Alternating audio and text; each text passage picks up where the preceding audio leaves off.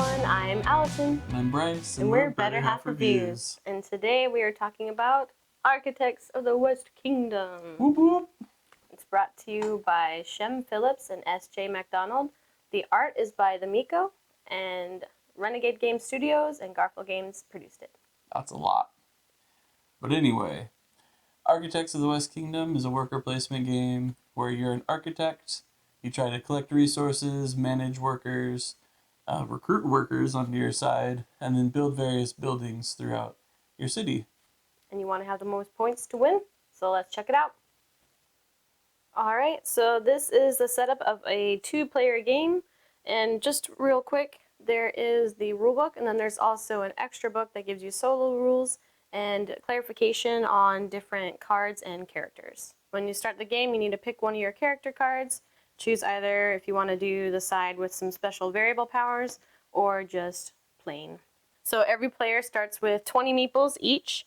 You put your marker on the virtue track at 7 if you're not playing with the powers, and everybody puts another marker just below the cathedral. This is the apprentice setup, and then there's several different spots where you can place your worker. Overall, most of them you can put more than one worker. However, at the black market, you see how it's tiny, only one worker can go there. So at the beginning of the game, you get 4 cards, and you'll do a draft style with all the other players and end up with just 3 cards. And then you can start the game. So the cards aren't things that you have to build. It's okay if you don't. Sometimes you'll be discarding them, but it gives you goals and things to collect in order to build those buildings. So this one, for example, you would need 3 wood and 1 stone in order to build this. And then this one gives you a whole list of things in order to build it, and you have to have certain types of workers to build that. So it's a little bit harder to get this built, but it's worth a lot more points. And on the cards, there's different benefits you can get, either at the end of the game with that flag symbol, or if it has a lightning bolt, that's immediate. So there could be good things or bad things depending on what the card is. And when you place a worker, depending on where you go, you get different benefits. So there's the forest, where you can get wood, the quarry, where you get stone, the silversmith, where you can get coins. This one says 1 coin plus an extra coin per worker. So if I had just 1 person here, I would get 2 coins. However, if I had 2, then I would get 1 plus 2 more, so I would get 3. So some of these are helpful to have even more people on. Like here at the mines, you can either get brick or gold. You get gold if you have more workers there. Other spots are the King's Storehouse, and if you go there, that lets you trade in certain supplies in order to move up the virtue track or to get marble, which is a hard to come by resource. Another option is the workshop, and that's where you can go and get apprentices, and those apprentices can give you some bonuses throughout the game, either immediate or continued, and they also have some different symbols up top which help you in building certain buildings. Also at the workshop, besides just getting an apprentice and paying money for that, you can get building cards. So you get 1 building plus another building card per 2 people there. So if I had 2 people here, then I would get 2 cards. If I only had 1 person there, I'd only get the 1 card. Whenever you are able to build something, you discard those resources, and you place the card down, and you take one of your meeples, and they go onto the guild hall instead of going on a spot somewhere else on the board, and that's showing that you built the building either from your hand or on the cathedral. Whenever you build on the cathedral, there's different requirements for each step you go up. So on the first step, you would have to discard a gold and a card in order to build there, and then you would move your little icon up. And each step up gets you even more and more points. And you can also receive a parchment. There are some places you can visit that take away some of your virtue. So there's the black market and the tax stand.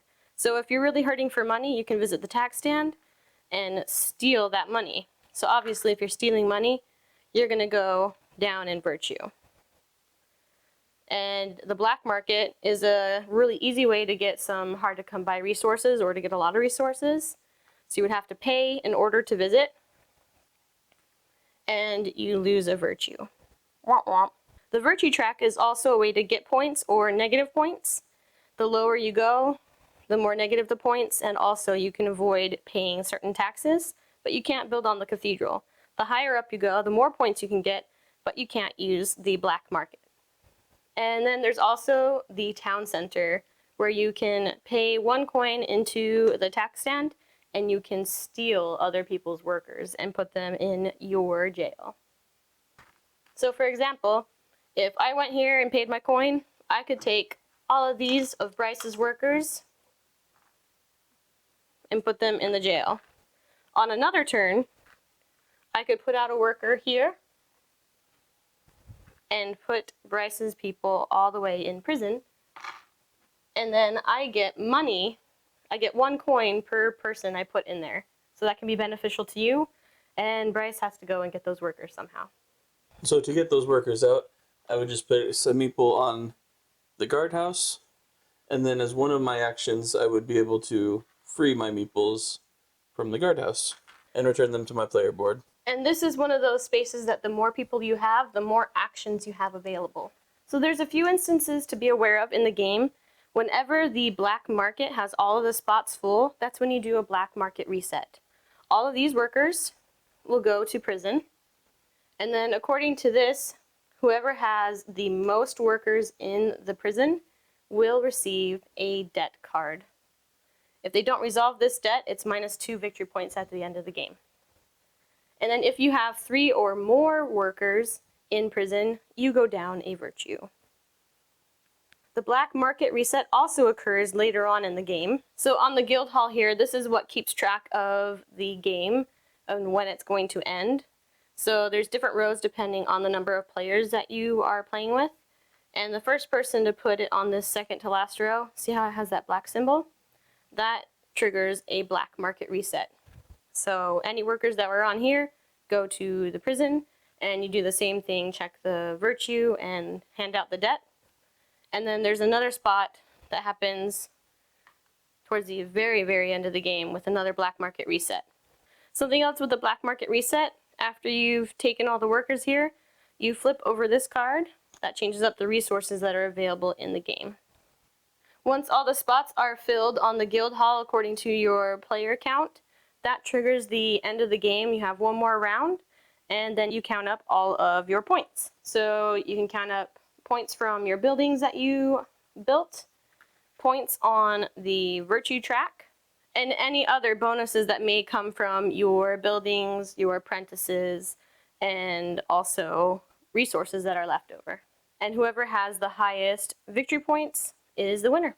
There are a lot of different rules to this game, so obviously we didn't go through everything, but you have a gist of what happens in Architects of the West Kingdom. Alright, so that's how you play the game. Let's talk about how we feel about it. Bryce, what do you like? So I like that this is a solid worker placement game. You have lots of choices, there's lots of things to do, and it never feels like there's a wasted turn. I wouldn't say never, but like most of the time. Yeah, like sometimes your plans may get messed up, but you can still think of something good to do to kind of benefit from your turn. Definitely.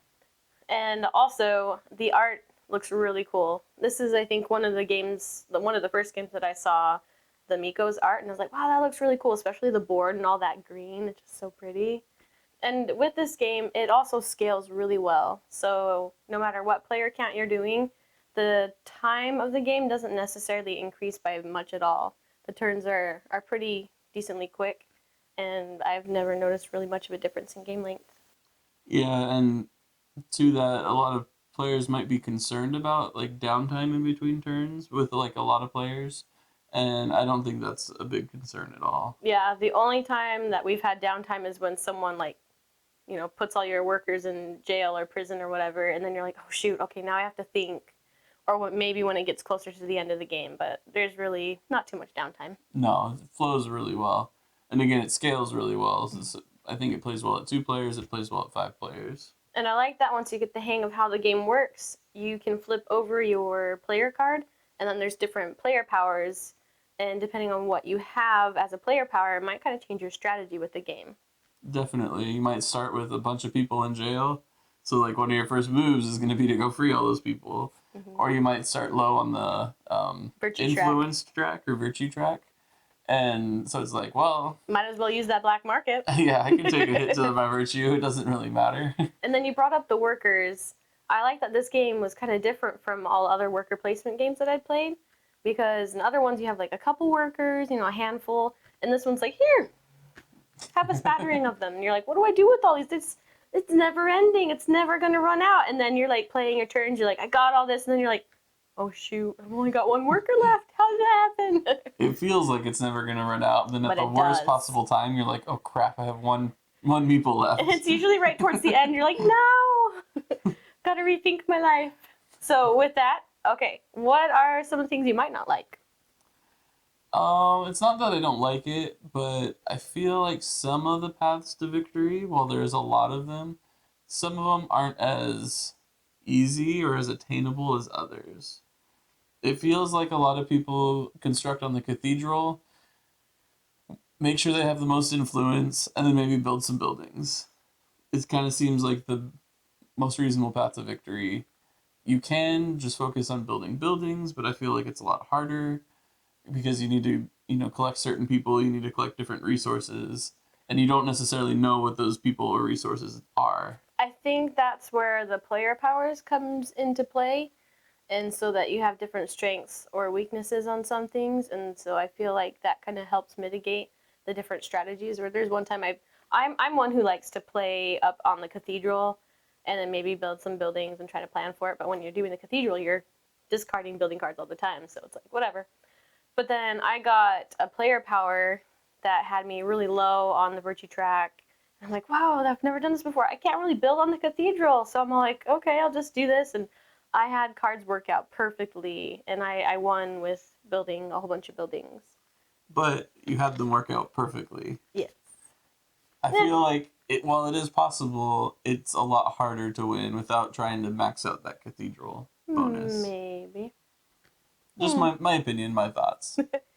And then something else with this game is there is a decent amount of setup. Like, it is in a smaller box. It's not a huge box, which I appreciate. But because it's like that, there's no insert, which makes it, I wish there was an insert, but I'm glad that it's a smaller box, so things aren't floating around as much. I don't know. You still have a lot of pieces, though. You have, like, wood and stone and marble and gold that you're all setting out. We just need to get nice little dishes and put all of the pieces in those, yeah? I guess. But then you have to put it away, too. It just feels like a lot of setup and a lot of takedown when you're done. But it's still pretty looking, so I don't mind. All right, so that's what we think about Architects of the West Kingdom. It's a fantastic worker placement game. It's one that we like to play often and get out, and it also plays well at any player count, and I like it at solo as well. Yeah, the game does scale well, and it is fun to teach new people how to play. They pick it up pretty easy. So be sure to like and subscribe, and follow us on Instagram. All right, I'm Allison. And I'm Bryce, and we're Better Half Reviews. Happy gaming. Have fun.